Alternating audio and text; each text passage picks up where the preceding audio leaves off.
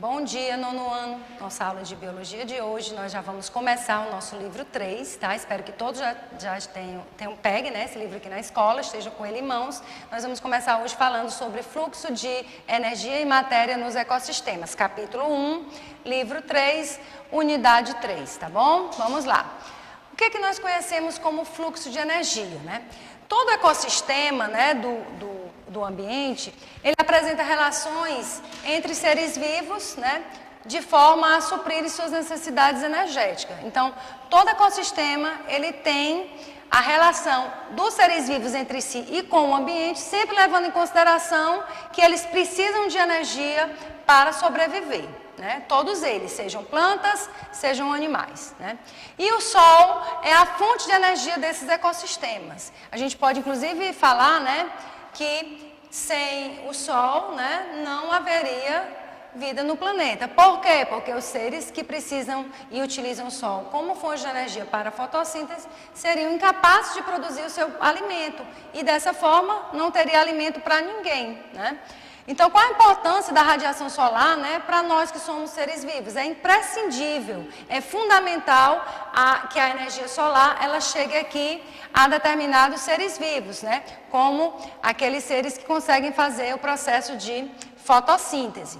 Então, o Sol é fonte de vida. Além de aquecer o solo, né, as massas de ar e de água, ele também é responsável por permitir esse processo de fotossíntese, síntese pela luz, né? Foto vem de luz, síntese quer dizer produção de matéria orgânica na presença de luz, ou seja, a fotossíntese é um processo biológico realizado por alguns seres, como plantas, algas, algumas bactérias também fazem esse processo de fotossíntese para produzir o seu próprio alimento, convertendo, portanto, energia luminosa, né, energia do Sol, em energia química, energia que vai ficar armazenada em ligações químicas de moléculas orgânicas que são produzidas pela fotossíntese, como glicose, né, que são os açúcares, que vão ser responsáveis por manter aquela planta, né, aquele ser autótrofo vivo e fazer com que ele sirva de alimento para outros seres e passe também essa nutrição para os demais seres daquele ambiente, daquele ecossistema, tá? O processo de respiração celular é o processo de liberação de energia a partir de compostos orgânicos. Então, todo ser vivo, ele precisa de uma fonte de energia. Alguns fazem isso através de fotossíntese e no caso dos animais, por exemplo, dos seres heterótrofos, né? Nós somos heterótrofos, nós animais, nós precisamos de uma fonte externa de alimento para que a gente possa obter essa glicose, esse carboidrato e através da respiração que acontece nas nossas células, esse carboidrato que foi ingerido, ele possa ser quebrado e dessa ruptura desse carboidrato ocorra a liberação de energia para que a célula possa funcionar, tá bom? Bom, aqui a gente tem a equação geral da fotossíntese. Ah, professora, parece que a gente está na química, né? A biologia, ela está bem relacionada. A gente tem aqui o gás carbônico, 6 moléculas de gás carbônico, dióxido de carbono. Temos 12 moléculas de água, tá? Na presença da luz e clorofila, que são os pigmentos fotossintéticos, nós temos vários pigmentos, dentre eles o principal para a realização da fotossíntese é a clorofila, o pigmento verde. E o que tem aqui depois da seta? São os produtos que são produzidos por esse processo. Então, plantas e algas utilizam facilmente duas coisas bem simples que estão no ambiente. O gás carbônico, que ela capta do ambiente nas suas folhas, tá? A água, que ela absorve das raízes, isso tendo a luz do sol, ó, e tendo o pigmento, né, a clorofila, ela consegue produzir o seu próprio alimento, glicose. Produz também moléculas de oxigênio, que são liberadas para a atmosfera. Lembrando que o oxigênio é essencial para que os seres que fazem a respiração aeróbia possam sobreviver. Eles precisam de oxigênio para respirar. E forma-se também a água que fica na célula. Ok? Então aqui a gente tem mostrando que a fotossíntese ela ocorre geralmente na folha, onde a planta utiliza CO2, água, na presença de luz. Ah, tia, está diferente, essa equação ela não está balanceada aqui, tá? Deveria ser 12. Vamos só ver os reagentes. Gás carbônico, água na presença de luz e clorofila, produz matéria orgânica, que é glicose, produz oxigênio e produz também água, ok? Bom, aqui nós temos novamente mostrando que a energia do Sol ela é essencial para a vida, já que os seres aeróbios, os seres autotróficos, utilizam a energia do Sol, né, para captar CO2, né, aqui na folha, captar a água das raízes, na presença de luz e da própria clorofila, que é o pigmento verde que tem aqui, a planta consegue produzir glicose, né, energia e liberar oxigênio para os seres aeróbios fazer a sua respiração, certo? Bom, a perda de energia nas cadeias alimentares, né?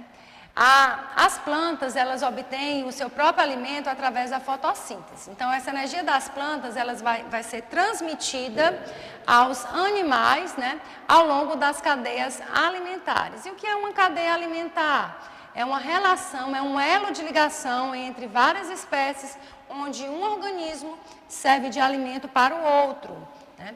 E, através das cadeias alimentares, a energia ela vai passar do produtor para os consumidores, né?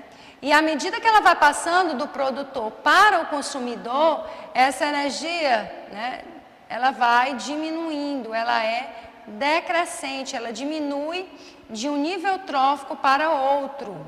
Então, a gente pode dizer que o fluxo de energia nos ecossistemas, ou seja, a quantidade de energia dos ecossistemas, ela flui do produtor para os consumidores, então ela é chamada de fluxo unidirecional, numa única direção, produtor-consumidores, tá?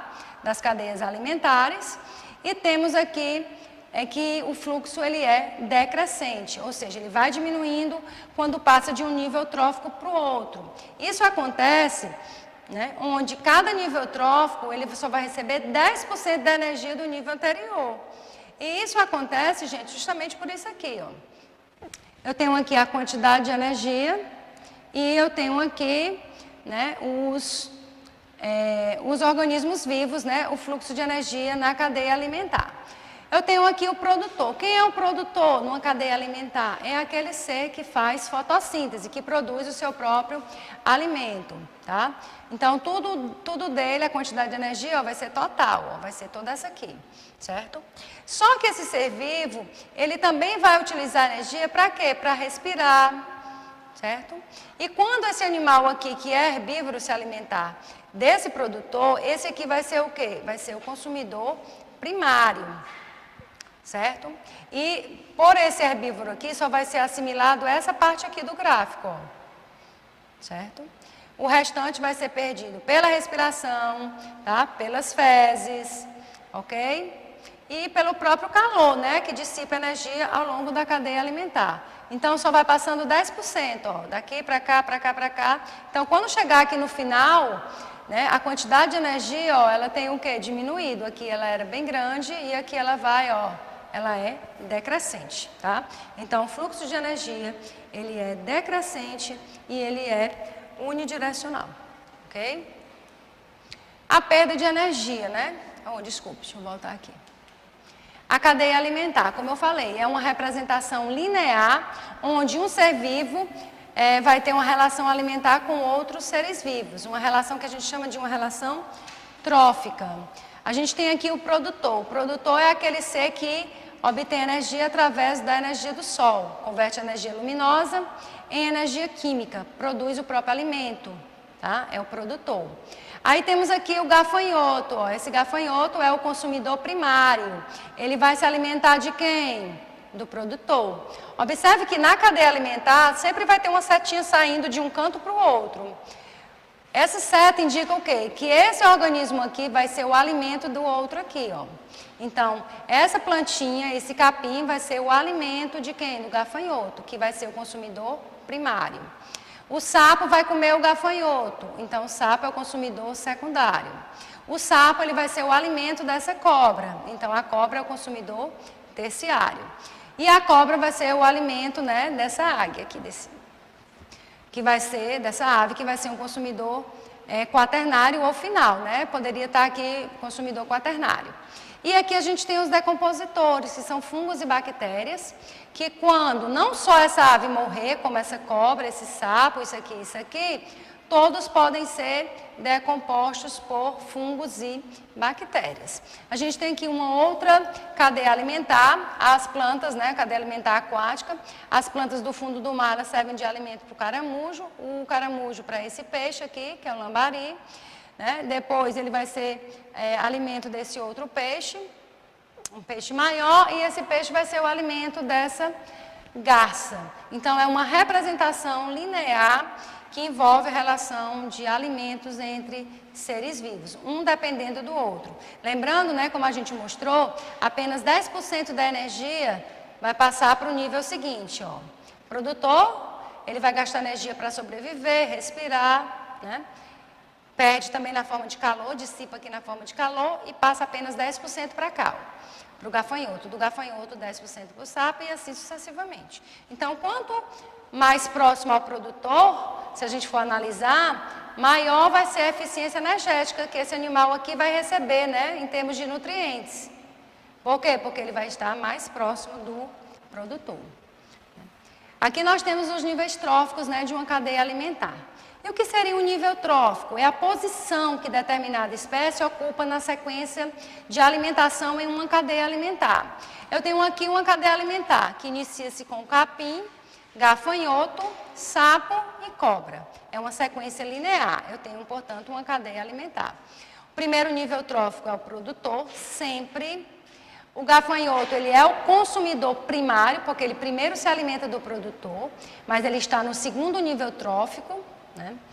O sapo é o consumidor secundário, que se alimenta do gafanhoto, ele está no terceiro nível trófico e assim sucessivamente. Aqui nós temos mais ou menos o mesmo esquema, só que aqui a gente está mostrando o quê? O local dos decompositores.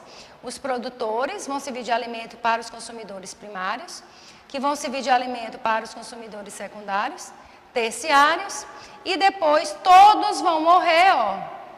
Né? Quando morrer, vai entrar em ação quem? Os decompositores, tá bom? Agora a gente vai falar sobre teia alimentar. A teia alimentar ela já é mais complexa do que uma cadeia alimentar, o conjunto de cadeias alimentares, né?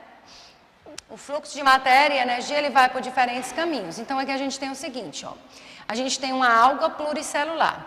Essa alga aqui, ela vai ser o quê? Vai ser o produtor. Ela vai ser um ser autotrófico, vai fazer fotossíntese. O pato pode se alimentar diretamente dessa alga aqui. Se o pato se alimenta diretamente por aqui, eu tenho que o pato, por este caminho, ele vai ser o quê? O consumidor primário. Mas o caramujo também pode se alimentar dessa alga. E esse caramujo, ele também pode ser o alimento do pato. Se o caramujo se alimentou do produtor, o caramujo, por esse caminho aqui, vai ser quem? O consumidor primário. Quando ele é o alimento do pato, o pato se alimentando do caramujo, o pato já vai ser o quê? O consumidor secundário. Lembra que por essa via aqui, ó, o pato ele é o consumidor primário. Então, quando um organismo, no caso aí o pato, né, pode ocupar mais de um nível trófico da cadeia alimentar, eu já não tenho mais uma cadeia, e sim uma teia alimentar. São diferentes caminhos que pode ocorrer na passagem dessa energia e matéria, né? Ao longo de uma cadeia alimentar, de uma teia alimentar, certo?